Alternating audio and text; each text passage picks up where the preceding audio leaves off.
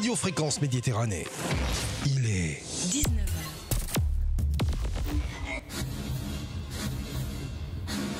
Cinéfocus. 19h-20h, une immersion dans le monde du cinéma.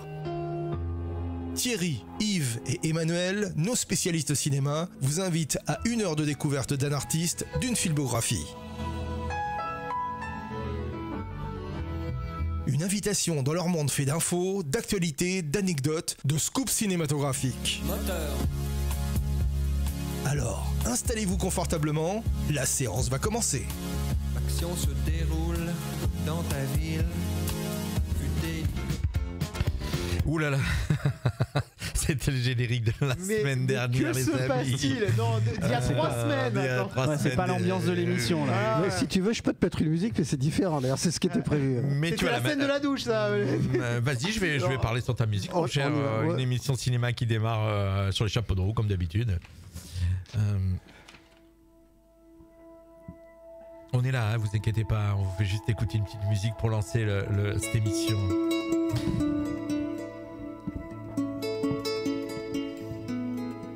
On aura l'occasion de la réécouter. En tout cas, je vais parler dessus, mon cher Thierry.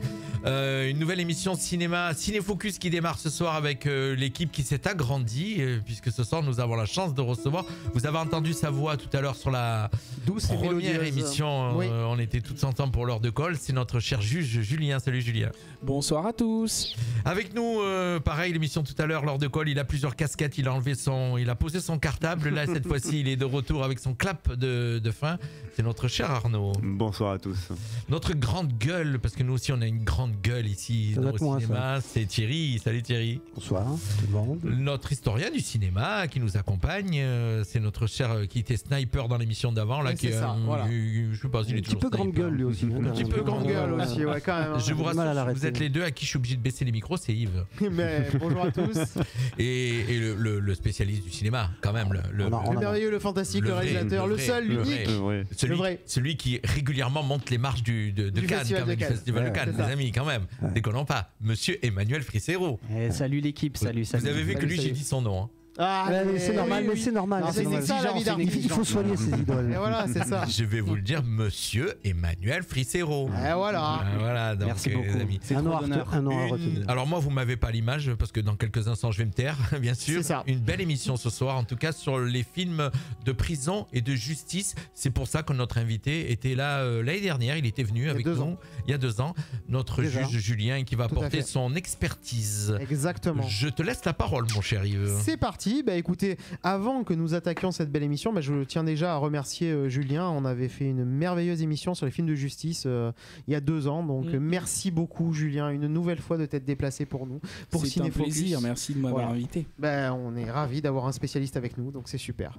J'attaque pas tout de suite sur les films de prison, mais par les sorties, forcément. Donc je vais commencer par une sortie en pensant très fort à quelqu'un que j'ai rencontré en 1999, qui à l'époque allait dans des salons pour prendre de la fonte, enfin huiler. Je crois que je vois de qui tu Il parles. s'appelait Arnaud. Il adorait un certain Russell Crowe qui jouait dans Gladiator. Tu sais qu'il y avait- D'ailleurs, il s'était fait la même coupe de cheveux. Tu sais que dans les salles de muscu, il y avait Arnold Schwarzenegger et maintenant il y a Arnaud Schwarzenegger. Voilà, Arnaud Balducci, voilà. Et d'ailleurs, pour l'anecdote, j'y allais avec mon camarade de droite. hein. Et je venais aussi avec De toi, droite, voilà. géographiquement Voilà, parlant. c'est ça.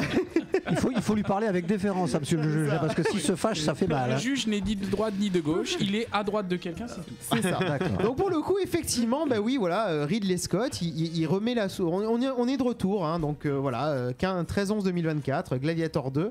Donc grâce à mon ami Thierry, nous adorons les films de Gladiator et nous sommes allés voir le film ensemble en amoureux, prisons- comme m'a dit ma femme. Les prisons Voilà. turques, on va en parler aussi. Voilà, on parlera des prisons turques après. Donc dimanche matin, nous sommes allés voir à Monaco, au très beau théâtre des Beaux-Arts, cinéma des Beaux-Arts, la suite directe de Gladiator qui est exactement dans la même lignée.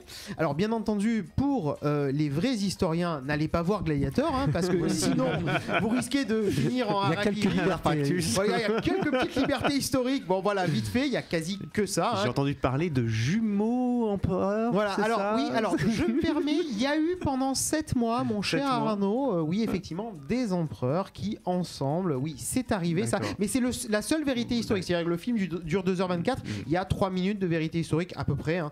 Donc voilà, bon, après, on n'est pas là pour ça avec Ridley Scott. Ce qu'on va dire, c'est que voilà, on passe un bon moment, c'est clairement dans la lignée du premier. C'est la suite directe, C'est hein. la suite directe, C'est voilà. c'est quand même, si je peux me permettre, un petit peu plus sanguinaire quand même. Hein. Il y a énormément de combats par rapport au premier. Il a vraiment eu le Alors paquet. il y en a un peu plus. Il y a quand même l'intrigue, hein, Denzel Washington. Petite mention spéciale pour lui parce qu'il est quand même pas mal du tout dans le film. Il est vraiment. Moi, je l'ai trouvé vraiment très bien. Pour moi, ça sent l'Oscar du meilleur second rôle. Hein. Il peut être nommé en tout cas. Voilà, il peut être nommé je pense. et normalement, dans la logique, il devrait l'avoir. Voilà. Après, Il serait effectivement, temps, hein. voilà, le film est cohérent par rapport au premier. Voilà, moi, je dirais pas que c'est le plus grand film de cette année. Moi, j'ai passé un très bon moment. J'étais très content d'être avec Thierry. C'est ce qu'on a dit en sortant. On a passé un très bon moment. Il est très sympa. Il dure quand même 2h24. Moi, le premier, il dure à peu près le même timing. Il y avait un peu moins de longueur, je trouve. Là, il y a quelques petites longueurs quand même. Mais après, effectivement, Pedro Mescal, l'Irlandais, est très bien. Non, vraiment, voilà, très bon film. On retrouve avec joie et allégresse la brave Connie Nielsen, qui m'avait quand même beaucoup manqué. Qui est magnifique Donc, en plus, hein, qui est parce qu'elle a quand même fantastique. pris 20 ans entre les deux Elle a films. pris 24 ans, elle est toujours aussi belle, Elle elle parle joue très bien toujours français. aussi bien, elle parle très bien français. Enfin voilà. Non, vraiment, on passe un bon moment. C'était un moment un peu nostalgique. Voilà. Un très bon film. Et on peut dire aussi c'est un film à voir au cinéma parce que complètement. forcément c'est Complètement. gigantesque sur grand écran avec C'est la à voir musique au qui est cinéma. assez redoutable Ouais, aussi. ouais. Voilà, toutes les conditions sont réunies Mais pour ce faire n'est ce qu'on plus- appelle du spectacle. Voilà, ce n'est plus la musique d'Hans Zimmer, donc Arnaud. Tout à là, fait. bon, quelques petites choses. Ouais. Il y a des... Calme-toi, Arnaud. Il y a quand même le thème qui est repris Voilà, il y a le fortement, thème, hein, oui, et oui, ça bien termine sur la fameuse chanson avec Lisa Gérard et tout ça. Donc, Voilà, tout c'est à ça. fait. c'est quand même Il intelligemment. y a toujours la main, mais il y a enfin, toujours les champs de blé. Le voilà. gars qui a fait la musique, Harry Gregson Williams, il est dans la boîte de production d'Hans Zimmer. Voilà, Donc, en fait, c'est du copier-coller quand même. Ouais, hein, c'est quelque quand part, même, hein. ça ressemble un petit peu. Il y a hein. tout à fait la Je Ouais, ne partais pas pour aller le voir, mais c'est vrai qu'en grand fan du premier, hein, effectivement, à l'époque, à la fac, je m'étais fait faire le même look avec la barbe, avec les cheveux. Il là, demandait à dans tout le monde si Russell tu Crowe. aimes les C'était films de assez gay. gladiateurs. Et je me suis dit non, j'ai pas Je une question confirme. bizarre. Effectivement, mais je partais pas pour aller le voir, mais là vous m'avez convaincu. Vous m'avez Non, mais convaincu. c'est- En plus, tous les trois, vous avez l'air unanime. Donc, Non, mais tu passes un bon voilà. moment. Tu passes un bon moment, hein. c'est à voir sur grand écran. Voilà, moi je donne pas de réserve, hein, franchement. Voilà, après effectivement, bon. Voilà, au niveau historique, c'est une catastrophe Non, mais absolue. Mais voilà, voilà, après, mais c'est en du- soi, voilà. c'est du grand spectacle. C'est du grand Ça spectacle. coûte 250 millions de dollars. Voilà, Ben, voilà. Ils sont sur la pellicule. D'accord, ça se voit. Vraiment, ça se voit. Non, ça se voit parce que tout est fait, tout est très réaliste dans les Il y a pas décors. trop de C'est des numérique décors. au niveau- Non, Non, il y en à a pas part beaucoup. Quelques trucs. des quelques singes un trucs. peu bizarres, Ouais. des Les requins. Ouais, voilà, C'est ouais. pas trop ce qui. Ouais. Voilà, bon là. Ouais, alors les singes, j'ai pas compris, mais bon, voilà, c'était un peu C'est ça, space. on était dans C'était un peu Underworld. la crainte que Ouais. j'avais en regardant la bande-annonce, c'est qu'il y a un peu trop de numérique. Voilà, mais un C'est- petit peu, Non, mais c'est pas que ça, beaucoup. c'est Pas que ça. beaucoup. Ouais. Ils ont préparé l'édition DVD. Ah, Parce que la première était déjà quelque chose. Il y avait une édition un peu longue. mais oui, c'est ça. exceptionnel. Mais ils vont prévoir quelque Exceptionnel, chose. Il va y bien avoir sûr. quelque chose, un Mais bien objet sûr. qui va être incroyable, je pense. Mais je pense, ouais, non mais c'est clair. Puis bon, après l'échec retentissant de Napoléon, on reviendra pas là-dessus. Donc là, il s'est bien rattrapé. C'est son meilleur film pour moi depuis Seul sur Mars, hein, qui était un film exceptionnel avec Matt Damon. Donc voilà. C'est ce que j'ai à dire sur ce film-là. Deuxième film d'un réalisateur que moi personnellement j'adore, qui lui, à la différence de Ridley Scott, c'est surprenant, mais c'est comme ça, a gagné l'Oscar du meilleur réalisateur, Michel Hazanavicius, et non pas Hazanavicius comme on disait dans Didier. Donc Michel Hazanavicius, la plus précieuse des marchandises. Donc c'est un film d'animation qui se base sur ses dessins, qui est basé donc sur le roman de Jean-Christophe Rimbert. Voilà, c'est voilà, moi ce film-là, je pense qu'il est fantastique. J'aime beaucoup le cinéma d'Hazanavicius, même si je considère qu'il a fait quelques ratés, un peu comme tout le monde. Hein. Ridley Scott, il en a fait beaucoup, mais il a fait quelques chefs-d'œuvre. C'est comme ça que ça fonctionne. Mais voilà, c'est aussi la dernière fois qu'on entend la belle voix de Stator de Jean-Louis Trintignant. C'est son dernier rôle. C'est le narrateur de cette histoire. Le film dure 1h20. C'est un très très très beau film d'animation, sans doute le plus beau de cette année, puisque le Miyazaki est sorti l'année dernière. Je rappelle qu'en janvier, nous faisons une spéciale film d'animation, donc c'est pour ça que je me permets de parler un petit peu de ce film-là. Donc oui, allez le voir, un film de Michel Hazanavicius. On est rarement déçus par Hazanavicius, les OSS, The Artist, de Searcher, même son film de guerre, un très très beau film aussi. Donc voilà, et Coupé, que moi j'ai trouvé très très bon. J'ai passé un excellent moment, un remake d'une potacherie asiatique, c'était très sympa. Et enfin, bon, bien entendu, je parle toujours un petit peu des plateformes. Moi, sur Disney+, je vous conseille une série qui est très très bien, avec des acteurs à l'ancienne, qui ont une gueule. Jeff Bridges, John Lithgow. John Lithgow, c'est un des artistes phares de Brian De Palma. Tout à fait. Voilà, tout à fait. Pas le dire. Donc voilà. Bonne gueule de tu peux. Voilà, c'est Trinity dans Dexter. Dans Dexter. Exactement. Exactement, c'est ça. C'est Stein et Levin qui ont fait cette série, donc ça s'appelle The Old Man, et c'est vraiment excellent, très très bonne série, géopolitique, espionnage, c'est très très bon, c'est bien trash. Les vieux, ils envoient du steak, mais c'est super bon, quoi. Non, vraiment, Jeff Bridges, voilà quoi, c'est le dude dans Big Lebowski, mais qui tue tout le monde. Et franchement, non mais sincèrement, on passe vraiment un bon moment. Il y a deux saisons, la deuxième saison vient de sortir. Voilà, vient de sortir, elle vient de sortir, c'est pour ça que je le dis. Donc c'est très très bien. Bon, maintenant, on arrête les blagues, on attaque les films de prison. C'est parti. Donc, d'abord, je vais vous faire rapidement, je vais la faire vite, un petit historique rapide sur les films de prison. Il faut savoir que les films de prison, ou les films à l'univers carcéral, c'est un sous-genre du film noir américain. Film noir américain, c'est facile, 1941, Le Faucon Maltais de John Huston, 1958, La Soif du Mal d'Orson Welles. C'est ça, la période historique du film noir. Ça arrive après les films de gangsters, c'est des mélodrames. Il y a plusieurs éléments qui rentrent en compte. Ça a été inventé par la critique française, deux critiques excessivement importantes. C'est Franck et Charrer qui ont inventé ce terme-là en 1946 en voyant 4 films qui sont sortis sur les écrans français après la Seconde Guerre mondiale. Faucon Maltais, Femme au portrait de Fritz Lang, Faucon Maltais c'est Huston, Laura d'Otto Preminger et Adieu ma jolie d'Edouard Mitrick. Ces critiques ont trouvé qu'il y avait quelque chose qui était important dans ces films-là. Donc le récit non linéaire sous forme de flashback, le noir et blanc où on joue énormément dessus, qui permet de mettre une tension. On a un détective privé, une femme fatale ou un flic, c'est souvent comme ça, mais un héros qui va subir un destin la plupart du temps tragique ou qui va réussir à s'en sortir par un miracle, et dans ce cas-là c'est la femme fatale qui a des soucis. Enfin voilà. Et après on a fait plein de sous-genres. Le docu noir et aussi le film de prison. Parce que le film de prison, c'est aussi un film noir. Et le premier film, alors j'en dis simplement. Et les historiens du cinéma appellent ça film de prison. C'est la catégorie. C'est un sous-genre, le film de prison, c'est un sous-genre du film noir. Tavernier parlait, c'est un sous-genre du film noir, donc le film noir américain. Donc le premier film comme ça, c'est Les Démons de la Liberté, brute force de Jules Dassin, le papa de Joe Dassin, l'Amérique, voilà, c'est ça. Et c'est vraiment un film fantastique avec Burt Lancaster, Yvonne De Carlo qui est génialissime dedans. Un merveilleux film de prison. Alors on voit énormément de choses. Le détenu, Joe Collins, il rêve de s'évader, il est face à un maton qui est chaud patate, Munsey. Voilà, c'est un excellent film de prison. C'est le tout premier. C'est ce qui crée d'une certaine façon le genre 47. Et là, on arrive à autre chose. Voilà. On arrive à Stalag 17. Parce que Stalag 17, c'est fait par quelqu'un qui fait des films noirs, mais c'est fait par quelqu'un qui fait généralement des comédies. C'est pour moi le plus grand réalisateur de tous les temps, c'est Billy Wilder, qui a gagné 5 Oscars. Et il a fait donc Stalag 17, qui parle justement des prisons pendant la Seconde Guerre mondiale. Et voilà, là, on est clairement dans le film carcéral, mais qui se passe dans des baraquements, parce que c'était ça, les stalags. Et comment on arrive à s'évader dans Stalag. Alors, on aurait pu aussi citer, Thierry m'avait dit, La Grande Évasion. Celui-là est tiré d'une histoire vraie. Exactement. Stalag 17, non. Il est tiré de plusieurs histoires, mais c'est pas tiré directement d'une histoire. De toute façon, on est obligé de faire des choix, on peut pas parler de tout non plus. Exactement. Mais c'est vrai qu'il rentre largement. Mais c'est vrai que Stalag 17, William Holden, Oscar du meilleur acteur. Il faut savoir quand même qu'il a eu l'Oscar du meilleur acteur, il aurait pu ne jamais l'avoir parce que c'est Charlton Heston qui avait été pressenti pour faire le rôle. Et devant le refus de Charlton Heston, parce qu'il n'était pas spécialement emballé pour ça, le rôle ne lui comprenait, il trouvait que c'était un petit peu trop égoïste, le héros, ça lui plaisait pas. Ils se sont orientés vers Kirk Douglas. Ouais.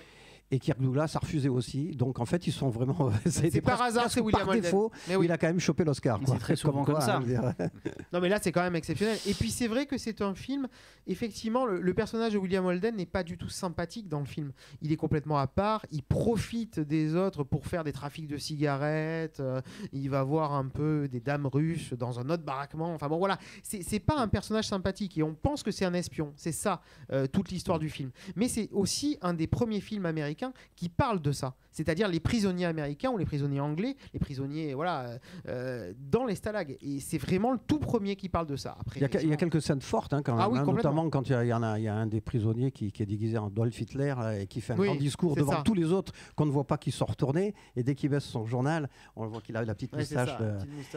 Et tous les prisonniers sont exactement dans la même configuration et devant le maton allemand. Mais donc exactement. C'est quand même assez fort. On peut dire également aussi le maton allemand, attends, une petite anecdote qui s'appelle Schulz, et c'est pour ça qu'après dans la série Papa Schulz, on a repris ce nom, c'est grâce à Stalag 17. Donc, juste aussi une toute petite anecdote, c'est qu'il y a eu le rôle du meilleur second rôle qui a été obtenu par Robert Strauss, qui en fait aurait pu avoir l'Oscar pour la musique aussi, parce qu'avec un nom comme ça, avec Strauss, franchement, ils auraient pu lui laisser signer la bande musicale. C'est ça. Voilà, je dis sans passant. Ça c'est fait. Donc voilà. Donc après, écoutez, voilà, on est sur le cinéma américain parce que ça vient de là. Je pense que c'était important de commencer par ça. Tu as vu Stalag 17 ? Non. Celui-là, tu l'as pas vu? Non, celui-ci, je l'ai pas Mais vu. je sais que celui-là, tu l'as vu. Oui. Parce que celui-là, il parle des prisons françaises déjà à l'époque. Tout à fait. Alors, on est dans les années 60 là. Là, on est sur le 13e film du réalisateur, donc Jacques Becker. C'est un de ses plus grands films. Il a fait 13 chefs-d'œuvre, on va pas se mentir. Ils sont tous très très bons, ces films. Voilà, Le Trou, c'est un film qui est très particulier. Je parlerai après du scénario, mais je te laisse parler un peu de l'ambiance du film parce que c'est voilà. Qu'est-ce que tu en penses toi au niveau de la représentation de la prison à l'époque par rapport à ce film-là? Qu'est-ce que tu L'action se déroule en 47. Voilà, c'est ça, exactement. On est après-guerre. Après, moi, ce que je tiens à dire un peu en raccrochant avec ce que tu racontes des autres films, c'est qu'il y a une petite particularité entre aujourd'hui et la représentation d'avant. Oui. C'est la question de la suroccupation carcérale. Complètement. Si tu veux. C'est-à-dire que, bien sûr, que dans Stalag 17, sans l'avoir vu, tu parles des baraquements. C'était des périodes où on stockait les gens. Exactement. En fait. Et dans Le Trou, on le voit moins. On a un sentiment qui est moins oppressant. Il y a moins oui, c'est vrai. Et moins oppressante, si tu veux. Et en même temps, ils vont essayer de se bagarrer pour partir. Parce qu'en fait, c'est un film d'évasion. Oui, pourtant, au début du film, il lui apporte un matelas. Tout à fait. Oui, mais c'est ça. Ce que vous voyez avec ce matelas, et si on raccroche avec la réalité d'aujourd'hui, on appelle ça vraiment la suroccupation, c'est-à-dire le fait d'avoir un nombre plus important de personnes dans une pièce que réglementairement on devrait en mettre. Quelque chose qu'on vit au quotidien, notamment sur notre ressort judiciaire. On est bien sur 123% de taux d'occupation des prisons à l'heure actuelle, c'est ça? Ah non, on est largement au-dessus. Oui.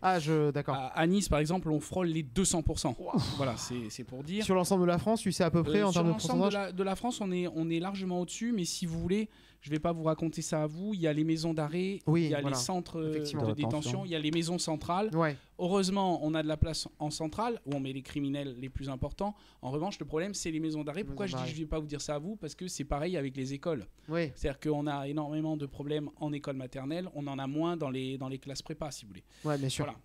Donc, tout à fait. alors, il y a un élément intéressant, c'est la question de la suroccupation.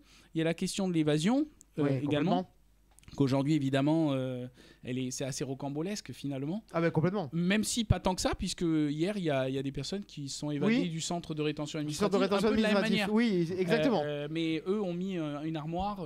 C'est ça. Voilà. Ils ont mis une armoire, puis après ils sont descendus avec des linges. Enfin bon, voilà. Je ne vais pas vous parler du poster, parce que je pense qu'on en parlera aussi, le fameux poster de Rita Hayworth. Shawshank Redemption, on en parle après, effectivement. Également. Non mais voilà, pour moi, non, vas-y, je t'en prie. Pour moi, voilà, ce film-là, vraiment, moi, je considère que c'est un des plus grands films de prison qui a été fait. Ce qui est intéressant aussi, c'est le scénariste. José Giovanni, c'est quelqu'un qui a un destin un peu particulier. Il va être cinéaste, il va être scénariste de beaucoup de films de Melville. C'est un ancien tolard. Mais c'est un ancien tolard. Mais c'est surtout quelqu'un qui a un passé très trouble. C'est-à-dire qu'à l'époque de l'occupation, dans la France de Vichy, il a quand même un destin un peu particulier, quoi. Il est certainement pas maquisard, il est plus proche des milieux vichistes, donc voilà, c'est quelqu'un qui a... Voilà. Donc tout le monde s'est demandé pendant des années, mais son rapport à la prison, qu'est-ce que c'est? Est-ce qu'il affabule pas un petit peu? Est-ce que c'est réel? Voilà. Donc... Son histoire, ça c'est une histoire qui est vraiment, c'est ce qu'il fait connaître, hein, clairement. Hein. C'est ce qu'a adoré d'ailleurs Becker. Becker a dit voilà, sans le scénario, moi je fais pas un film comme ça, quoi. C'est pas du tout son genre de film. Un Casque d'or, voilà, il a jamais fait des films comme ça, quoi. Mais c'est vraiment un film magnifique. La plupart des acteurs, c'est la première fois qu'on voit Michel Constantin, qui est un des acteurs fétiches de Lautner, qu'on verra plus tard, qui apparaît à l'écran. Donc un ancien basketteur, il est immense. Enfin voilà, on a vraiment. C'est un ancien volleyeur. Volleyeur, pardon. Et d'ailleurs, Jacques Becker l'a choisi parce qu'il avait vraiment une gueule hors du commun. Il disait lui-même, il a vraiment une tronche pas vraie. Et c'est ce qu'on appelle une gueule de cinéma. Ah non, mais il a une gueule. Et c'est vrai que voilà, c'est un film avec des acteurs non professionnels. Enfin voilà, c'est très très particulier. Il y a une ambiance, il y a il y a Pierre Claver. Enfin, voilà, je trouvais que dans la relation entre les personnages règne une certaine fraternité. Oui, il y a une sorte d'osmose, effectivement, au sein de cette prison. C'est la question que je voulais poser à Julien, c'est-à-dire que dans les cellules, nous, on peut s'imaginer, les profanes, qu'il va y avoir une certaine hostilité avec celui qui arrive. Et là, dans ce film-là, pas du tout. On voit plutôt les détenus l'accueillir avec une certaine bienveillance. En plus, donc le rôle, c'est Gaspard, le personnage qui n'est pas du tout, qui a pas du tout la gueule de l'emploi, quoi. Hein, je veux dire, qui va clairement se révéler à travers cette évasion. La question, c'est quelle ambiance, quel environnement pour un nouveau détenu. Je sais qu'il y a autant d'exemples, j'imagine, que de cellules, mais y a-t-il quelque chose de cet ordre-là? Alors, je ne vais pas me risquer à enjoliver la réalité, parce que le monde carcéral est manifestement un monde très dur, où règne quand même de la violence à tous les niveaux. En revanche, il faut bien reconnaître que se créent des liens entre les détenus, notamment ce qu'on appelle les co. Les co voulant dire co-cellulaire, c'est-à-dire les personnes qui sont enfermées ensemble. Alors on y partage bien sûr quasiment chaque instant de la vie quotidienne, on y partage les repas, on les fait ensemble, on partage la dose de médicaments, les stupéfiants aussi, parce que ce sont des éléments qui rentrent en détention aujourd'hui. On partage l'intimité aussi, parce qu'en fait, on a les toilettes qui sont... Ce qui ne devrait pas être le cas, parce que normalement il devrait y avoir une séparation. Les téléphones portables ? On partage les téléphones portables. Après, là, on est véritablement on parle du réel. Mais si on doit parler un petit peu symboliquement, effectivement, enfermer ensemble des personnes qui sont là pour réfléchir et qui sont privées de liberté. N'oublions pas, puisqu'on va faire un petit point historique, on est en 47, qu'en 47 et pendant la guerre, il y a beaucoup de personnes qui ont été emprisonnées, mais qui étaient des personnes qui faisaient le bien. Qui étaient des gens qui étaient là pour des faits politiques. Bien sûr. Et ce film, quand même, ne diabolise pas les prisonniers. Ils ne sont pas stigmatisés dans ce film. J'ai même envie de dire, on est attaché à eux. Non, mais c'est des héros. Mais oui, vraiment. Enfin, voilà. Donc, c'est un élément important. Aujourd'hui, on n'a plus de prisonniers, moins de prisonniers politiques dans le monde. Et en France, il se dit qu'on en a vraiment très, très peu. Voilà. On n'en a pas beaucoup, effectivement. Donc, oui, je reviens simplement 2 minutes avant qu'on passe au prochain film, Les Vallées d'Alcatraz. Sur Stalag 17, dans Stalag 17, tu parlais des conditions. On voit aussi quelqu'un qui vient et qui fait appliquer, normalement, qui essaye de faire appliquer la Convention de Genève dans ce film-là. Il essaye, mais bon, il n'y arrive pas. Mais voilà, en l'occurrence, il passe dans les camboches. Et ça, c'était aussi une réalité historique. Il y avait des gens qui venaient, la plupart du temps, ils étaient hors Convention de Genève, mais ils venaient de Zurich. Et ils venaient pour faire appliquer les conditions stricto sensu de la Convention de Genève sur le droit des prisonniers. C'était quelque chose de très important dans les stalags allemands. Donc voilà, et c'est ce qu'on voit aussi dans Stalag 17. Un dernier mot, Sophie, puisqu'il est question d'une évasion. J'ai rarement, dans un film, été autant avec les personnages dans l'évasion, puisqu'il y a des plans extrêmement longs où ils vont donc creuser ce sol pour atteindre un tunnel. Donc ils vont enlever cet élément, puisqu'ils vont creuser grâce à un élément en métal qu'ils vont prélever du lit. Et les plans sont très très longs. Et je vous avoue qu'en le regardant, je me suis un peu ennuyé. Mais au final, c'était un ennui quelque part constructif. et après avoir terminé de regarder le film, on en garde une certaine trace, parce qu'on est vraiment avec les personnages. On vit vraiment on est patient avec eux. Voilà. on vit ce moment avec eux. Et donc voilà, et c'est pour ça que dans la manière, je trouve là de réaliser, il y avait quelque chose d'assez remarquable. Ah mais c'est audacieux et c'est vraiment fantastique. Le pauvre Baker est décédé avant de voir la sortie du film. Il est mort 3 semaines avant d'avoir fini le montage. Ils ont eu beaucoup de difficultés à faire le film parce qu'il s'arrêtait souvent parce qu'il était très très malade. Exactement. Et oui, c'est son dernier film, effectivement. On pourrait juste écouter un petit peu la musique aussi parce qu'elle est très importante. Après, j'attaque Alcatraz. Ils ont réussi à avoir une petite version de piano d'Anton Rubinstein, mais là, moi, c'est la version complète. Écoutez ça, c'est magnifique.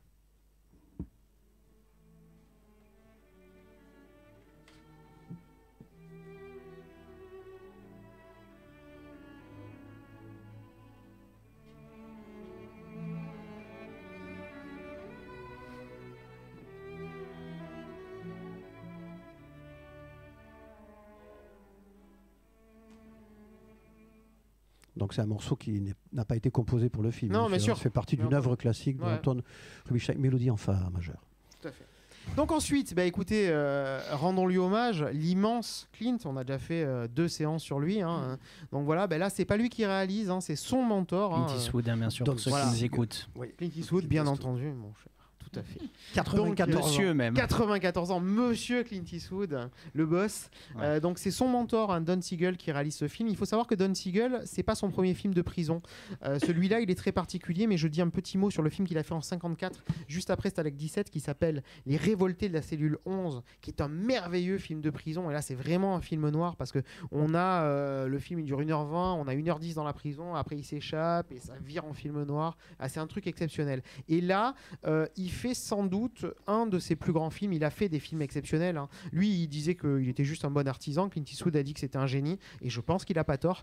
Alors, dans ce film, c'est tiré d'une histoire vraie. Tout est vrai. Il y a deux choses dans le film qui sont fausses. Alors, les 2 choses qui sont fausses, c'est que Frank Morris, qui est le vrai nom de la personne qui s'est évadée. Donc Frank Morris et les frères Anglin. Je fais une petite dédicace à mon fils qui est fan d'Affaires sensibles, Fabrice Drouel, parce qu'il il a 6 ans, son fils. Non, il a 8 ans. Il faut leur avoir 8 ans. Voilà, quand même. Il est fan de Frank Morris et des frères Anglin et de Clint Eastwood. Non mais voilà, en l'occurrence, il est fan de Fabrice Drouel et il y a eu un merveilleux Affaires sensibles sur justement cette affaire, Les évadés d'Alcatraz. Parce que le titre français est piégeur. C'est Escape from Alcatraz. Alcatraz, la plus célèbre prison des États-Unis. Et donc Frank Morris, alors la petite erreur, c'est que Frank Morris, il mesurait la taille de Thierry, c'est-à-dire 1m90 moins 20 cm. Donc voilà. Ce qui est pas loin de ma taille. Dans l'idée, c'est ça. C'est tout à fait ça. Et donc, ils ont pris Clint Eastwood qui faisait plus d'1m90. Et la 4e personne qui potentiellement pouvait s'évader, là, elle n'arrive pas à sauter à la fin parce qu'il n'y a plus personne pour l'aider. Mais non, c'est pas ça. C'est parce qu'elle était trop grosse. Elle n'a pas réussi à passer par le petit trou qu'ils avaient creusé. C'est ça. Ah ouais. C'était le petit trou de Jack Becker Non, c'était pas le petit trou de Jack Becker. J'avais pas entendu la même anecdote, moi. Moi, j'ai cru comprendre qu'il n'avait pas pu sortir de sa cellule. Oui, parce qu'il est sorti à 2h du matin, oui, mais il faisait trop noir et il n'a pas réussi à les retrouver. Moi, il n'a pas réussi à sortir parce qu'il est resté coincé. Peut-être qu'il y a un peu des deux, quoi. Il y a sans doute un peu des deux. Il est resté coincé dans le noir. Allez, il est resté coincé dans le noir. On est tranquille. Non mais voilà, ce film, il est exceptionnel. Il est hyper sec. On a parlé avec Thierry. Tu peux pas mettre de musique dessus. Il y a pas de musique dans le film. Oui, on n'est pas là pour ça. Alors, il y a des petites notes, des petites touches qui font penser au thème d'Halloween. On retrouve c'est pas forcément faux. C'est pas on retrouve des petits airs qui m'ont fait penser. Mais c'est pas Carpenter qui a fait la musique. Je sais que c'est pas lui, mais en tout cas, on retrouvait quelque chose vraiment de de voisin. Non mais c'est clair, mais voilà, ce film là sur les prisons américaines, c'est culte quoi. Il est génialissime, 1979, j'ai fait par décennie, donc voilà. On peut dire d'ailleurs qu'Alcatraz a été quand même le centre d'énormément de films. C'est ça. Sur cette prison. Le prisonnier d'Alcatraz aussi avec Lancaster en 66 de John Frankenheimer. Il y en a eu The Rock aussi avec Nicolas Cage. Un des films préférés d'Arnaud. Michael Bay, bien sûr. Michael Bay, le merveilleux, le fantastique, ça tourne. Madeleine de Proust. Ce film-là, quand même, L'évadé d'Alcatraz, a quand même été tourné pour une grande partie vraiment à Alcatraz. Contrairement peut-être à d'autres films. Ça. Exactement. Et c'est vrai que voilà, il est vraiment fantastique. Et je vous dis, voilà, l'histoire des frères Anglin et de Frank Morris, si vous voulez passer un super moment, regardez-moi ce film, il est vraiment exceptionnel. Il y a tout dedans qui est super. Moi, c'est un de mes films préférés. Alors, C'est vrai. Pensez à Midnight Express, nos amis turcs, voilà, si toi aussi tu aimes les bains turcs, si tu aimes Brad Davis, qui malheureusement a eu un destin à cause du sida, voilà, un petit peu, voilà, ça a été compliqué pour lui, mais là il est dans un de ses plus grands rôles. C'est Alan Parker, un des plus grands réalisateurs britanniques de ces 30-40 dernières années. Mississippi Burning, c'est un chef-d'œuvre absolu, c'est merveilleux, c'est fantastique. Donc voilà, et ça c'est un très très grand film aussi, 1977 celui-ci. C'est un film qui a marqué son époque. Il a marqué son époque, la musique de Giorgio Moroder, on n'en parle même pas. C'est génial. Et les gros soucis que ça entraînait entre la Turquie et les États-Unis. Ah non, mais complètement. Donc voilà. Si vous voulez un petit point de réflexion de ma part sur Alcatraz, premièrement, je vais parler des deux, mais en vous donnant un premier élément sur Alcatraz, on est sur la notion de bannissement. Exactement. Et ça, c'est très important, c'est que c'est à la fois une prison, mais c'est une prison qui est censée être imprenable, qui est dans les mers. Pour ne pas s'échapper, il y a des requins. Et nous, en France, on a eu quelques exemples sur le plan pénitentiaire, qui étaient des lieux où on préparait ceux qui devaient partir pour les bagnes. C'est ça. Et on avait des bagnes nous-mêmes. À Nice, il y avait un bagne et on avait le fameux château d'If. On a fermé le masque de fer sur les îles de l'Érins. Donc je veux dire, voilà, il y a cet aspect-là, moi, qui me vient. Un autre élément intéressant avec la réalité actuelle, américaine et française, en parallèle, c'est l'encellulement collectif. Oui. Par rapport à l'encellulement individuel. C'est-à-dire que les Européens ont une tendance naturelle à enfermer les personnes normalement seules. C'est un droit en France d'être seul, et la France prend des moratoires pour repousser tous les 5 ans cette obligation que nous avons et que nous n'arrivons pas. Dans ces films que l'on voit, notamment Midnight Express, c'est des grands... ils sont 20, 30... c'est un labyrinthe. C'est un labyrinthe. À la différence des autres... voilà. Exactement. Tout à fait. Ça, c'était ce que je voulais vous dire. Et sur les repas, parce que du coup, dans l'évadé d'Alcatraz, notamment, on voit des repas collectifs... Alors qu'en France, ça se passe en cellule. En France, ça se passe en cellule. Il y a cet aspect-là. Alors, en fait, il y a plusieurs types de régimes pénitentiaires. Mais dans les maisons d'arrêt, on mange en cellule et on est livré, excusez-moi de dire ça comme ça, en cellule, ou on cantine et on cuisine en cellule. Il y a quand même plus de liberté dans les maisons centrales et les centres de détention, où il peut y avoir des moments où les détenus vont dans la cellule de l'un ou de l'autre pour manger ensemble. Ça peut aussi exister. Ils ont les clés, parfois, dans certains types de régimes pénitentiaires avec plus de liberté. Voilà. Mais sinon, ces grands dortoirs ou ces grandes cantines où souvent il y a l'intrigue, la bagarre, la fourchette, tout le temps. Voilà, tout le temps. Et puis surtout ces fameux plateaux en inox que nous n'avons pas nous en France et qui peuvent servir à faire plein de choses. Où ils peuvent discuter du plan à venir, s'échanger des objets. Voilà, un autre élément avec Alcatraz qui est très important, c'est ce qu'on a appelé nous en France, que nous n'avons plus, les QHS, quartiers de haute sécurité. Et donc là, on va aussi adapter le niveau de régime pénitentiaire en rapport avec la dangerosité de la personne. Franck Maurice, il a été mis à Alcatraz parce qu'il s'est déjà échappé de 4 prisons fédérales qui étaient déjà des prisons de haute sécurité. Et suite à son évasion, Alcatraz sera fermé 2 ans après. C'est l'évasion de Franck Maurice et des frères Anglin qui fait qu'on ferme Alcatraz. Alors officiellement, le directeur de la prison a dit ils sont morts dans l'eau, mais il semblerait que... Alors nous en France, comme nous n'avons plus de QHS depuis les années, la fin des années 70 pour le dire rapidement, on a eu par exemple avec Ferrara qui a été le roi de la belle, grand évadé que peut-être aujourd'hui, qui d'ailleurs aujourd'hui est dehors, qui est libre, on le salue.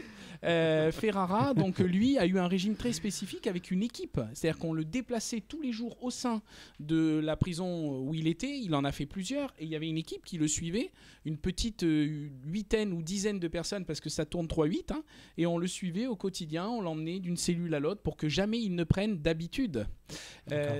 Pour vous raconter, là on est dans la vraie vie, c'est pas un film, il faudrait en faire un d'ailleurs, tiens, sur Ferrara. Intéressant. Je lance les ballons aux producteurs, réalisateurs. Alors là j'ai fait une petite blagounette pour les années 80, donc je me suis permis de passer un buddy movie, bien entendu, Tango et Cash. Voilà. Merci. Voilà, il faut, donc Sylvester Stallone, Kurt Russell, comme l'a dit notre très émérite réalisateur, mais Yves, enfin, il n'y a que 24 minutes de prison. Oui, tu as raison Manu, mais le scénariste qui est un fou furieux et qui s'appelle Randy Feldman, alors ce type ne voulait pas faire ce film, il ne voulait pas le scénariser, il a dit je scénarise le film si on me laisse utiliser les plus bizarroïdes faits divers qui se sont passés aux États-Unis dans les années 80 et que je peux les mettre dans 25 à 30 minutes de scène dans la prison. Donc tous les trucs les plus délirants qu'on voit dans Tango et Cash, donc des gens qui se font électrifier dans une prison, des gens qui font de l'acrobranche sur des fils électriques, enfin il y a énormément de trucs, un sous-directeur de prison qui se fait égorger, enfin voilà. Toutes ces scènes-là qui sont complètement délirantes quand vous voyez John Rambo, qui dit d'ailleurs une des premières scènes du film, Rambo c'est, je n'ai plus le droit de le dire maintenant, mais on a compris l'idée. Donc voilà, non mais effectivement, c'est pour ça que j'ai décidé de mettre ce film, parce que c'est complètement délirant que ce scénariste ait accepté de faire ce film-là, qui a été difficile à faire. Hein. Le réalisateur, c'est Andrei Konchalovsky. Il a été remplacé sur la fin. Ça a été le bordel au niveau de la production. Stallone, il a tapé du poing sur la table. Kurt Russell, il a dit qu'il voulait avoir une coiffeuse un peu plus souvent, parce que bon, tu comprends, la mèche, il fallait quand même la faire. Non, mais avant Kurt Russell, d'ailleurs, apparemment, il y a eu Patrick Swayze qui était sur le projet. Patrick Swayze, mais il était beaucoup trop cher, parce que je pense que en vedette en frais capillaire, il était chaud. Déjà Kurt Russell, ça a été compliqué sur le film, mais voilà. Non mais voilà, c'est une potacherie, parce que les films de ce soir sont quand même assez durs, et c'est quand même marrant. Je vous dis, Randy Feldman, hein, donc le scénariste, voilà, il a pris des faits divers, et donc les 24 minutes de scène de prison, si vous regardez Tango et Cash, et ben tout ça, ça a réellement existé, et c'est complètement délirant. Et voilà, c'est pour ça que je voulais qu'on dise quelques mots sur ce petit film des années 80. Alors que Stallone avait déjà fait juste avant Haute Sécurité, lui, avec qui se passe Donald quasiment... Sutherland, qui se passe entièrement dans la prison, qui est pour le coup un peu plus sérieux, un peu plus voilà. Celui-là, c'est une potacherie, on rigole, on se marre. Kurt Russell, il est trop bien coiffé. Il y a aussi la meuf des Desperate Housewives, qui a Terry Hatcher qui joue dedans. D'ailleurs, si vous permettez, il y a le. T'as une photo de Terry Hatcher? Non, je n'ai pas une photo d'elle, mais j'ai le moment où elle fait du lap dance. Écoutez ça. Bonne musique années 80. Voilà. Ah ouais, totalement. Ouais. C'est le même compositeur du flic de Beverly Hills, Harold Faltermeyer. Harold Faltermeyer, bien sûr. D'ailleurs, je suis déçu qu'on n'ait pas écouté un bout de musique de Midnight Express quand même, parce que. Non, mais parce qu'il me l'avait pas mis dans le listing. Je suis déçu. La musique de Moroder, elle est fantastique. Et il a eu un Oscar d'ailleurs. Mais oui, mais bien sûr. Oscar de la musique, alors que c'est que du synthétique, très rare de l'époque. Mais complètement. Il faut pas oublier que Moroder, dans les années 70-80, c'est un génie absolu. C'est le Hans Zimmer de ces années-là, hein, en termes de compositeur de musique. Ensuite, qui a fait un duo dans le dernier album de la musique électronique hein, aussi. Complètement, qui a fait un duo avec les Daft Punk là, dans le dernier album des Daft Punk notamment. Ah merci. Là voilà. Ah j'adore. Il a tout. On aurait pu mettre ça sur Tango et Cash, ça passe. Pour ceux qui croiraient que Jean-Luc ne suit pas notre émission, il suit. C'est un HPI, il peut faire deux choses en même temps. Il a une oreille qui traîne sur la table.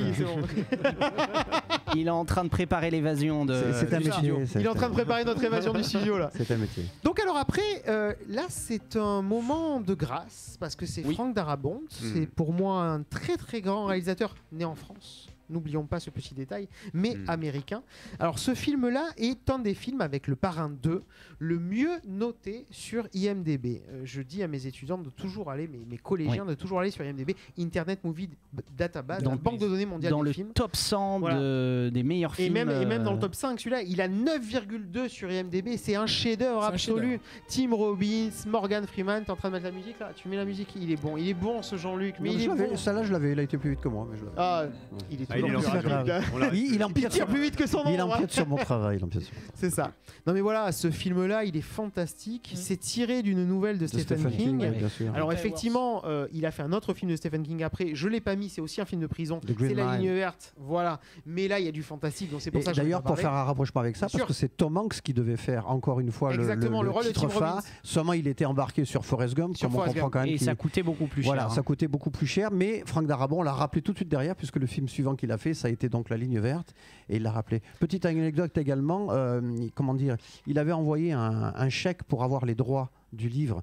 Il avait envoyé un chèque directement à notre ami Stephen King. Stephen King, vu parce qu'en fait il fait un court-métrage. Voilà. Avant. Il a jamais voulu encaisser le chèque. Il a renvoyé le chèque à Franck Darabont devant le succès du film, et en lui disant, écoute, voilà, si jamais un jour tu as besoin d'une caution pour un film ou quoi, tu pourras toujours utiliser ça. Et il a fait Franck Darabont en réalisation, il est quasi que sur des films de Stephen King, parce que The Mist, qui est exceptionnel aussi, avec Thomas Jane, c'est aussi Stephen King. Donc La Ligne Verte et tout. Et surtout, dernière chose, Le seul défaut de ce film-là, il a pas 50 défauts, il en a un, c'est qu'il est sorti la même année que Forrest Gump. Parce que sinon, il aurait eu autant d'Oscars que Forrest Gump. C'est pour ça qu'il n'a pas eu une carrière au cinéma énormissime, mais par contre, en vidéo, il a cartonné derrière. Ouais, mais il a très mal marché à la sortie. Hein. Mais il n'a pas bien marché à la sortie. Et la VHS a sauvé ce film-là. La VHS, les DVD, les Blu-ray, moi je l'ai acheté dans 50 éditions. Enfin, voilà, Bon, à l'époque, c'était la VHS. Hein. Ouais, on est d'accord, moi aussi en VHS. Mais non, mais c'est génial. Il y a le fils de Morgan Freeman aussi, quand à un moment donné, on voit des photos de Morgan Freeman quand il était jeune. Et ben c'est son fils. Red, c'est son fils. Il s'appelle Red dans le film, c'est son fils, Alfonso Freeman. Ouais. Je me suis renseigné. Quel acteur aussi, Morgan Freeman. Voilà. Non mais voilà, c'est un film fantastique. C'est les conditions d'une prison des années 30 là aux États-Unis. Hein, donc voilà, c'est quand même c'est très très rude. Là on voit tout. Hein, là on s'épargne rien. Hein, comme il dit à la fin, il dit tu étais innocent et tu as dû nager dans un océan de merde pour réussir à t'en sortir. Désolé pour le mot, mais c'est vraiment ce qui est dit dans le film. Ouais.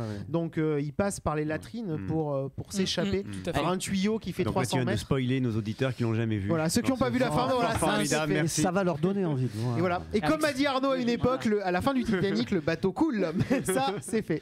Il y a surtout la violence, la violence qui s'exerce de la part des détenus sur les autres détenus, bien sûr, et les matons aussi. Et surtout les matons. C'est celle-là que je garde bien sûr en tête. Complètement. C'était une question que je voulais te poser, Julien, dans la relation, alors déjà entre les matons. Pourquoi est-ce qu'on les appelle les matons? On ne les appelle pas les matons. Les gardiens, voilà, entre les surveillants. Entre les surveillants. On pense à eux d'ailleurs. Les surveillants pénitentiaires, on pense à eux, métier très difficile. Exactement. Quel type de relation se développe? Est-ce que là aussi on est plutôt sur quelque chose un peu de l'ordre j'allais pas employer le mot fraternité, mais où est-ce qu'on leur dit, est-ce qu'on leur demande plutôt de rester vraiment, d'avoir un rapport froid, ou au contraire de rester dans l'humanité? On sait que parfois il y a des problèmes de corruption aussi qui peuvent intervenir. Là, dans le film Les Évadés, c'est le directeur de prison qui est corrompu. Au niveau de l'administration pénitentiaire, comment ça se passe dans cette relation avec les... Alors, il y a un premier aspect qui est très différent entre la France et les États-Unis, c'est qu'aux États-Unis, l'administration pénitentiaire relève des shérifs. Donc ce sont des gens qui sont élus. Donc il y a un aspect qui est de cet ordre-là. Nous, en France, l'administration pénitentiaire, ce sont des fonctionnaires d'État. Donc des gens qui ont à la fois une formation, passent des concours, ont une école nationale de l'administration pénitentiaire qui est à Agen. Ils y passent tous. Et je parle, et là vraiment de tous les personnels, tous les personnels de l'administration pénitentiaire vont à Agen. Un élément qui est très important dans ce que tu racontes, c'est que oui, les surveillants sont formés non pas à avoir de la fraternité, on va pas aller jusque là parce qu'on ne leur demande pas, mais sont formés pour repérer alors ce que nous on appelle à la fois les signaux faibles sur la lutte contre le suicide en détention, deuxièmement sur les signaux faibles de la radicalisation en prison, peut-être on en parlera aussi un peu avec un prophète, bien sûr, on y passe après, c'est très important. Et un élément qui est fondamental que tu dois aussi imaginer, c'est ce qu'on appelle le renseignement pénitentiaire, c'est-à-dire qu'il faut être près des détenus, il faut parler avec eux, il faut éventuellement faire respecter le règlement, enfin au quotidien, c'est pas éventuellement, c'est tous les jours, et éventuellement apporter quand même une écoute, une aide, on parle. C'est pas en le répressif, c'est pas mais que non, répressif. Franchement, il n'y a pas que ça. Ouais, et d'ailleurs, les surveillants, j'ai envie de dire, sont parfois mal lotis parce que au quotidien, ils aident énormément les détenus dans leur coursive. Bon, après, quand tu es seul surveillant sur une coursive qui est suroccupée et il y a 80 cellules dans lesquelles il y a à l'étage 250 personnes que chacun tape pour avoir des cigarettes d'une cellule à l'autre, ouvre-moi, c'est l'heure de ma promenade. Enfin, il faut imaginer le travail d'un surveillant aujourd'hui au quotidien pour des salaires miséreux. Alors miséreux non, mais qui sont quand même un peu revalorisés, mais qui sont dans le bas de l'échelle. Voilà. On est sur 1 800 € pour des surveillants, quelque chose comme ça, 1700, 1800. Je ne veux pas rentrer parce qu'il y a des suggestions. Ils font les 3-8, il y en a qui sont dans les Miradors, ils doivent être armés. Enfin, il y a des primes, il y a des primes de résidence. Donc, mais c'est quand même compliqué, quoi. Mais on rentre à des salaires qui sont un petit peu en dessous de ce que tu indiques. En revanche, c'est vrai qu'après, on peut un peu y faire carrière aussi, parce qu'on peut monter dans la hiérarchie. Tout à fait. Et puis, on risque sa vie. Excusez-moi de le rappeler, parce qu'un Carville, c'était il n'y a pas si longtemps que ça. Je rappelle, un fourgon pénitentiaire qui transporte Mohamed Hara, ils se font complètement dérouiller et on a de la perte là-dedans. Il faut penser à eux. Bien sûr. Alors bon, un aspect qui est ultra intéressant aussi, si je peux le dire, c'est la rédemption. Ah mais tout à fait. Les évadés, c'est la rédemption. C'est la rédemption, bien sûr. Et puis il y a un autre élément quand même. Anglais, d'ailleurs. Mais oui, The Shawshank Redemption. Shawshank Redemption. Et ce qui est exceptionnel aussi, soyons très clairs, c'est qu'on les aime. Ah mais oui. On les adore. Là pour le coup, avec le trou, on les suit, on est haletant avec eux. Là, dans les évadés, on se dit mais qu'est-ce qu'ils font là? Mais oui, c'est ça. Et pourtant, Freeman, je me souviens plus de son nom dans Les Évadés. Oh, je l'ai plus. Ouais, moi non plus. Mais Freeman, lui, il reconnaît. Red. Et ben, lui, il reconnaît qu'il doit être là. Mais oui, il dit je mérite d'être là. Bien sûr. Après, j'étais jeune, c'est une erreur de jeunesse, voilà. Exactement. Un élément qui est ultra intéressant également, c'est qu'on y voit aussi la maladie mentale. En détention, il faut savoir qu'aujourd'hui, on a un nombre incalculable de personnes détenues avec des problèmes de maladie mentale importantes. Et un autre élément, moi, qui m'a beaucoup plu, je l'ai vu jeune, je l'ai revu, c'est quand Morgan Freeman sort, excusez-moi, parce qu'il a du mal. Il est libéré et qu'il demande à pouvoir aller aux toilettes quand il est dans le supermarché où il bosse. Il dit mais moi je peux pas, je suis obligé de demander à quelqu'un, je dois avoir une autorisation pour aller aux parce toilettes. Que pendant 30 ans, 20 ans, j'ai dû pisser mais sur commande. Et ça c'est un élément important, c'est l'institutionnalisation, c'est-à-dire ce que la prison fait au corps et ce que la prison fait à l'esprit. Bien sûr.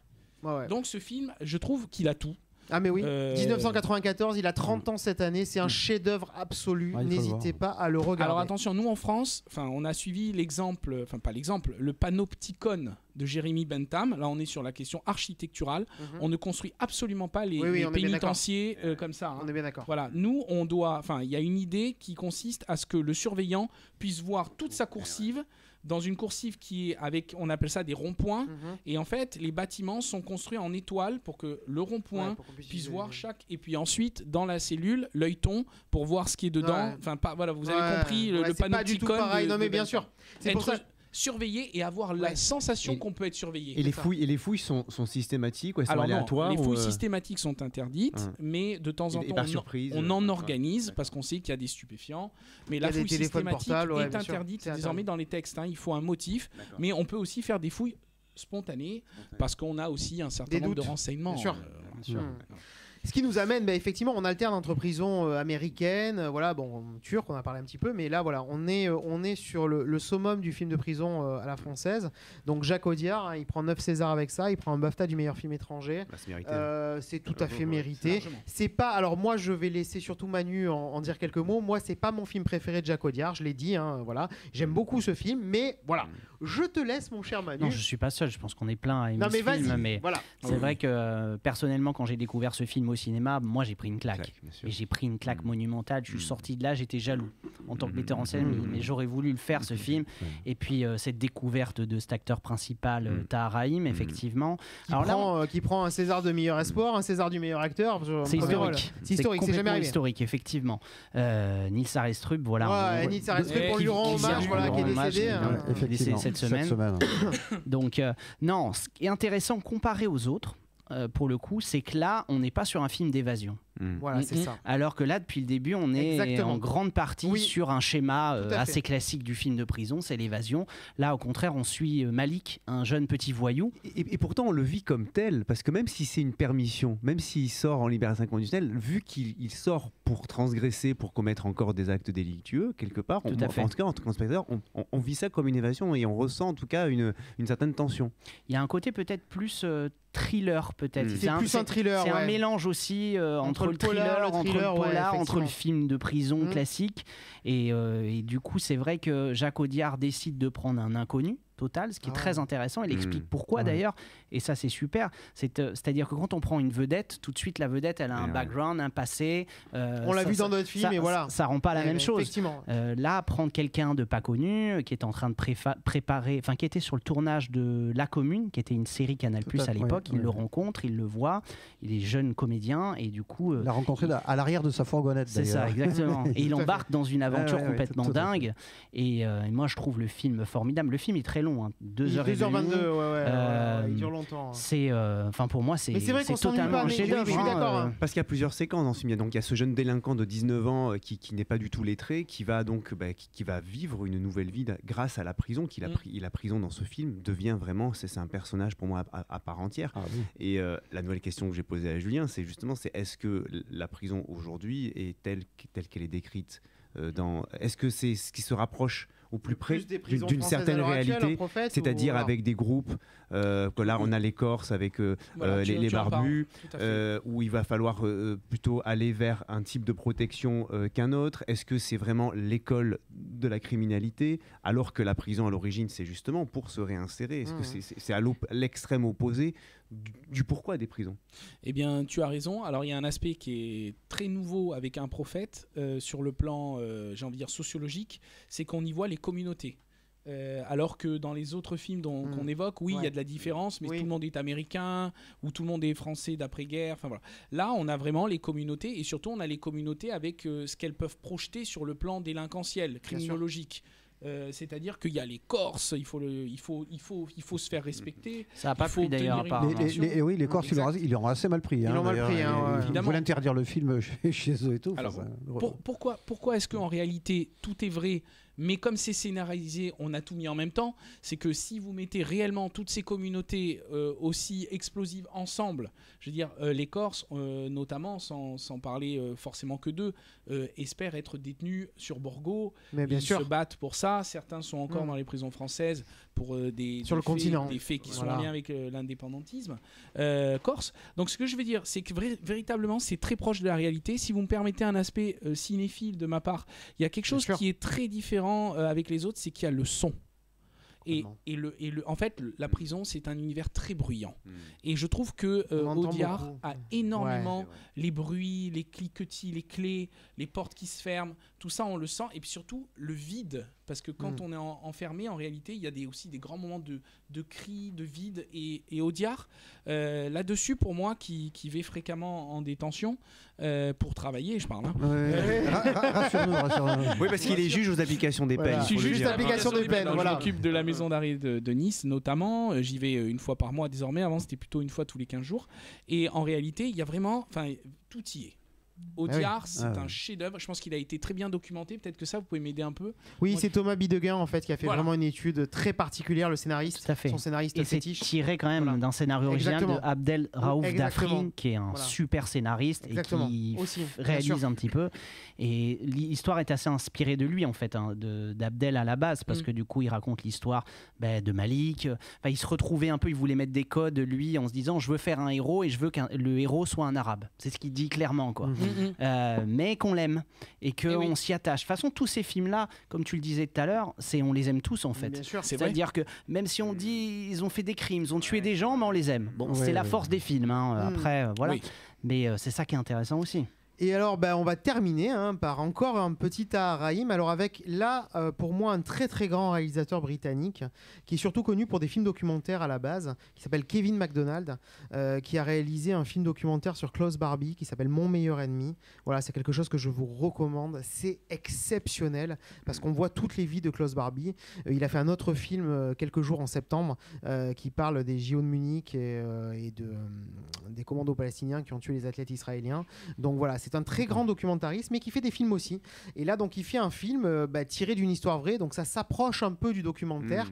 Et là, on est à Guantanamo, donc à Cuba, sur une prison américaine, où, suite aux attentats du 11 septembre, suite à la loi Patriot Act, on a arrêté des gens un peu partout dans le monde, on les a envoyés en détention secrète, et certains, on les a envoyés à Guantanamo.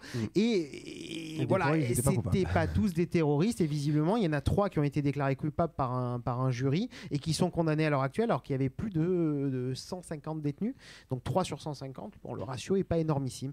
Et là, ça raconte, en fait, l'histoire en fait de Mohamedou Ould Saï, qui était un Mauritanien, qui avait un souci technique, c'est qu'il avait un de ses cousins qui effectivement était proche de Oussama Ben Laden, et lui était allé effectivement au moment de la guerre en Afghanistan, donc 79-89, il est allé dans un camp d'entraînement d'Al-Qaïda, effectivement, qui à l'époque, je le précise quand même, était financé par les États-Unis, n'oublions pas ça, dans les années 80, par la CIA, et il est allé dans un camp pour combattre les communistes. Il y est resté 3 mois, il a tué personne, il s'est juste entraîné, mais effectivement, à l'époque, il était en Allemagne, c'est quelqu'un qui est lettré, il est allé dans ce camp-là, et comme il est allé dans ce camp-là dans les années 80 et qu'ensuite après il avait un cousin qui était resté dans ce camp-là et qui était proche de Ben Laden et qu'il avait appelé une fois, et ben le mec il a été mis en prison. Il y est resté un temps infini et donc voilà, un très grand film, hein, vraiment. Et on retrouve Tahar Rahim pour le coup. Tahar Rahim, on le retrouve. Jodie Foster exceptionnelle, elle prend un Golden Globe du meilleur second rôle pour ce film-là. On a aussi nommé aux Oscars, hein. Mais malheureusement ça sort l'année du Covid et tout ça, il peut pas aller aux Oscars. C'est un film dossier incroyable qui nous fait rendre compte que les démocraties peuvent à leur tour devenir des sociétés barbares, puisque là par exemple sur les 779 détenus, eh bien 8 ont été condamnés et 3 cassés en appel. Donc ça veut dire que tout le reste, ce sont des trajectoires comme celle... c'est pas tout à Guantanamo, c'est dans toutes les prisons secrètes. Guantanamo, il y a 150, mais oui, c'est ça, c'est tout à fait. Et puis la torture surtout. Non mais voilà, la torture, c'est ce qu'on voit dans le film, quoi. C'est hallucinant, quoi. C'est vraiment, c'est quasi un film documentaire, mais c'est majestueux. Moi, je l'ai vu, j'ai été sous le choc. En plus, les autres acteurs, Shailene Woodley, Benedict Cumberbatch, voilà. Bien filmé, très bon film, énormément d'émotions. Voilà, Kevin MacDonald, un réalisateur, si vous le connaissez pas. Regardez ces documentaires, regardez ces films. Une dernière question là-dessus, si on a le temps. Quand l'émotion populaire envahit l'espace judiciaire... Ouh là là, c'est une autre émission. C'est une autre émission là qu'il faut. Et en revanche, un élément. Non là vraiment, je pourrais pas résumer. Est-ce que ça influence c'est reparti pour surtout à l'heure du tribunal médiatique. Voilà, c'est ça. Voilà. Non, un élément qui est ultra intéressant dans ce que vous évoquez, c'est que là, on est sur des détentions administratives. Exactement. C'est-à-dire que c'est des gens qui n'ont pas, il n'est pas encore établi qu'ils ont commis des délits ou des crimes. Et souvent, ils sont là non pas pour ce qu'ils ont fait, mais pour ce qu'ils représentent ou ce qu'ils représentent ou qui peuvent devenir. Parce que le judiciaire, en réalité, c'est on a commis un délit ou un crime, on est jugé, on y participe à ce procès, puis on est condamné ou pas. Là, il y a quand même aussi un certain nombre de personnes dans des prisons secrètes, puisqu'on parle de ça, c'est là le thème, dans le monde entier, voire qui sont assignés à résidence sans limite, parce que administrativement, ils représentent un danger. Je ne vais pas vous parler notamment du cas israélien, avec le fait d'assigner un nombre très important d'opposants politiques, palestiniens. Voilà. On en a aussi en France. On a appelé ça les MICAS. Alors je me souviens plus de l'acronyme, mais vous regarderez. Les amis, on est arrivé au bout, les amis. Et on a fini. On va terminer sur la musique de. Est-ce que tu peux nous envoyer ta musique, mon cher, au lieu que l'on Et juste janvier, les films d'animation. Voilà, donc prochaine émission. Donc déjà, je remercie tous ceux qui étaient là avec moi ce soir pour vous avez animé cette émission. Moi, je suis resté vraiment technique. On remercie encore Julien, juge. Merci Julien, fantastique. À l'année prochaine. Juste un petit mot aussi pour revenir sur le Prophète. Ils sont en train de faire une série télé sur le Prophète qui a débuté au mois de juillet et ils ont enlevé justement les Corses pour mettre les Comoriens avec la communauté maghrébine. d'Afrique qui dirige le tout. Et si je les arrête pas, ils sont repartis pour un tour. Non, c'est bon. Juste une petite anecdote. On veut 2 heures. On veut 2 heures. Avec Arnaud. Donc Arnaud, merci d'avoir été là encore ce soir dans les 2 émissions. Thierry qui était... Tu as pas beaucoup parlé ce soir. C'est-à-dire que là, il y avait un point de vue totalement technique. Moi, je m'efface devant la technicité. C'est le roi des anecdotes. Belle émission. Et la compétence de notre ami Julien. Non, mais c'est pas grave. On s'est tous effacés devant Julien. J'étais moins grande gueule aujourd'hui, tu vois. C'est vrai, t'as pas fait de blague de merde. C'est surprenant. Il en a fait une avec Strauss. Ah oui, avec Strauss. Quand on a parlé du trou, j'aurais pu dire effectivement qu'on aurait pu... Allez, je leur baisse les micros, sinon on va pas s'en sortir. Ils nous braillent dans les oreilles comme d'habitude. Merci en tout cas à tous ceux qui nous ont suivis. Voilà, c'est le retour de la musique. Il est 20h pratiquement 2. Voilà, et merci aussi à Emmanuel d'être venu avec toute cette belle collection de DVD. Mais vous voyez pas tout sur la table. Ils viennent les vraiment. Séries, Oz et Prison Break, effectivement. Voilà, Prison Break. Série Oz, meilleure série. Voilà, donc ils sont venus. Merci à tous, les gars. Allez, merci, bye bye. Au revoir, bonne soirée. Au revoir, merci. Rendez-vous donc le mois prochain. Émission, ça sera film d'animation. Et bonne fête à tous. Bonne fête à tous. Fréquence Méditerranée, la radio très riche.